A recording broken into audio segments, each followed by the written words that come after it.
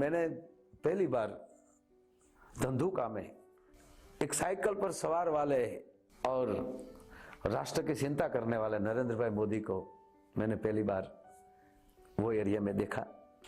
तो नरेंद्र भाई मोदी जब मुख्यमंत्री बने गुजरात के, और धंधुका में दूसरा परिचय मेरा हुआ जब गौरव यात्रा लेकर निकले। मुझे पूरा याद है कि जब धंधुका गौरव यात्रा पहुंचने वाले थे दोपहर को, तो एक गौरव यात्रा के समय में जो गांव गांव में जाकर वो जो बात कर रहे थे इस राष्ट्र की, भारतवर्ष की, इस देश को केवल आर्थिक मजबूत नहीं, हमने, मुझे उसकी बात पसंद इसलिए आ रही है कि तब भी ये बात कर रहे थे कि इस देश को आर्थिक मजबूत तो होगा, वो तो युवान करेंगे, लेकिन मुझे आध्यात्मिक से भी राष्ट्र को मजबूत बनाना है। ये विश्व गुरु होना चाहिए। कि मैंने सीएम नहीं थे तब भी नरेंद्र भाई मोदी को देखा है, अब पीएम है तब भी देख रहा हूं, तो उसके जीवन में मुझे दूसरा कोई फर्क नहीं लग रहा। तो एक गौरव यात्रा में मैंने धंधुका से लेकर कोड़ीनार तक और बाद में ऊना से लेकर मेरे गांव बोर्डा तक, बोर्डा गांव में स्टॉप नहीं था मोदी साहब का, तब हमारा एमएलए शिवा भाई था। तो शिवा भाई ने बताया कि भाई माया भाई का गांव है, तो मोदी साहब ने बोला तो जरूर रुकना चाहिए, वहां कार्यक्रम होना चाहिए। मैं पेरिस था और मोदी साहब का भी कार्यक्रम पेरिस में था और पूज्य मोरारी बापू की कथा थी, मुझे पूरा पता है। बापू को पता चला कि कथा दरमियान ही नरेंद्र भाई का कार्यक्रम है। कार्यक्रम का पूरा टाइम टेबल आया।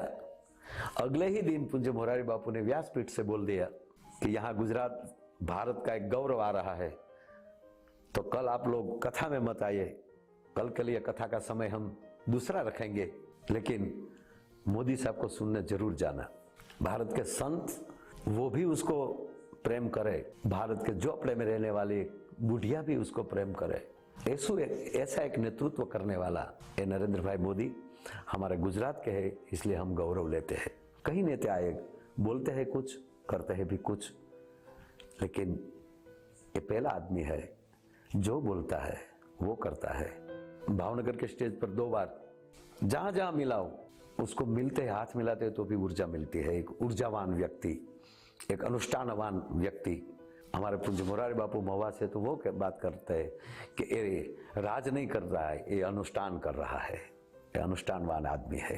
राम मंदिर बनने जा रहा है अयोध्या में, कल्पना भी नहीं की थी, इसलिए हम गौरव लेते हैं। काशी घाट में एक भारत के बड़े प्रधान हाथ में कुंभ लेकर, हाथ में कलश लेकर जो गंगा स्नान और गंगा की ओर जा रहा है, साहब तब का दृश्य देखिए, तब गौरव से बोल रहे हैं हम कि काशी कैसी होनी चाहिए, काशी जैसी होनी चाहिए। और वही काशी के घाट पर गुजरात के पीएम, गुजरात के हमारे प्रधानमंत्री आज भारत के बड़ा प्रधान बनकर ये कार्य कर रहा है।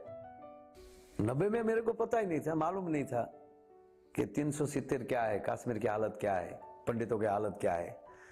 तो ये आदमी यहां बैठा बैठा ये चिंता कर रहा था। मेरा नर्मदा में प्रोग्राम था, तब मैंने जाहिर मंच से बोला कि कहीं वल्लभ भाई के सपने जो रुक गए थे उसको साकार करने के लिए मोदी साहब भी खड़े हो गए। एक उसकी कविता है गुजराती में, लेकिन एक लाइन में गुजराती में बोलूंगा, बाद में हिंदी करने की कोशिश करूंगा। प्रारब्ध ने नहीं गांठे कौन, प्रारब्ध ने कौन नो गांठे, मतलब जो अपना प्रारब्ध है उसके साथ कौन नहीं चल सकता, प्रारब्ध के साथ ही चलना चाहिए। प्रारब्ध का किया कौन नहीं मानता, लेकिन मोदी साहब ने कहा हूँ पड़कार झील तो मानस, प्रारब्ध को भी बदलने की मुझ में ताकत है। बस मोदी साहब के लिए मुझे बोलना है तो इतना ही बोलना है कि सागर कैसा तो सागर जैसा, आकाश कैसा कि आकाश जैसा, धरती कैसी धरती जैसी, तो नरेंद्र भाई कैसा, नरेंद्र भाई मोदी जैसा।